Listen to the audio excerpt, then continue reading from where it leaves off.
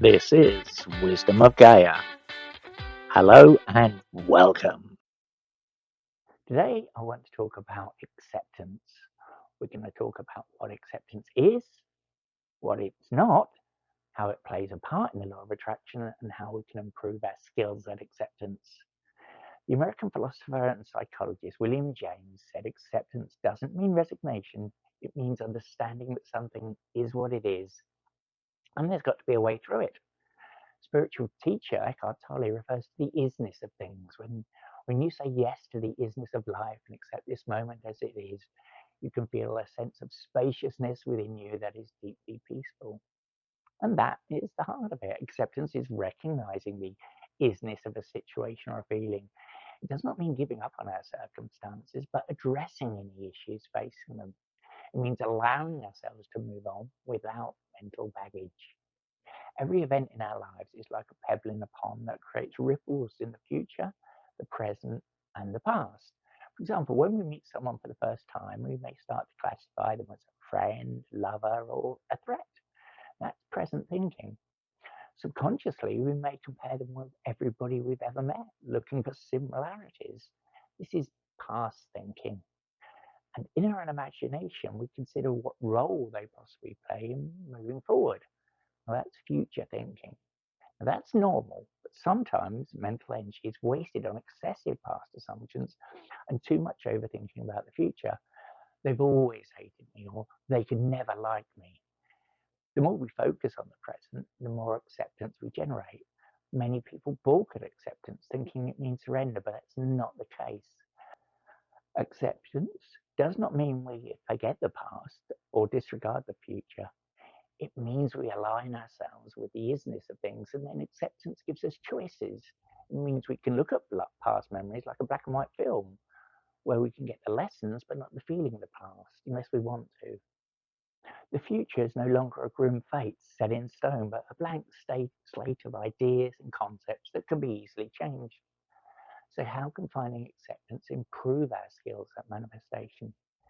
If using the law of attraction, it suggests that we are not content with one or more areas of our lives. If we cannot free ourselves of this mental baggage of that discontent and find acceptance, we're creating negative energy. Remember, the more positive mental energy we give our manifestation, the sooner it happens. So, how do we find acceptance of our past? Well, meditation is a great technique to unlock events in our minds and start accepting our actions and emotions. When we meditate on a situation and get the thoughts and feelings associated with it again, it gives us another chance to review it and find acceptance. Tapping, or the emotional freedom technique, is another way of unlocking the past. Mantras such as I accept this event in my life and I'm ready to move on are great starting points. Again, there are videos, books, and apps you can use. Writing has a cathartic benefit. Writing about past event that blocks us and simply reading it back allows us to review and accept it. If the event involves a person, write a letter to them. It can give you peace whether or not you send it. Ironically, acceptance can also be found using the law of attraction, not to change or cancel the event, but change how we feel about it. We visualize a time when we're not bothered by that event or circumstance. A lack of acceptance of our future presents itself as stress and overthinking. When all our mental energy is expended on ifs, buts, and maybes, very little power is left over for manifestation. Now, the same techniques of tapping, meditation, writing, and the law of attraction we can apply to a lack of future acceptance.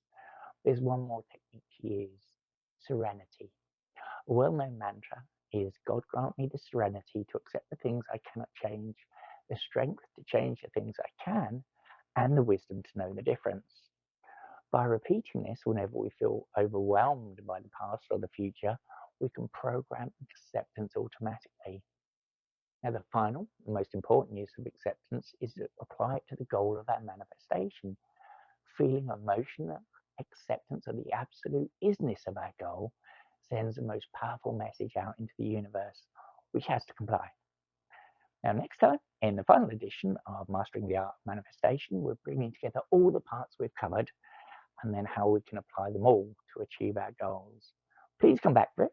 Thank you for listening. Please take a moment to like, subscribe, and share. It really does help. Thank you. This was Wisdom of Gaia.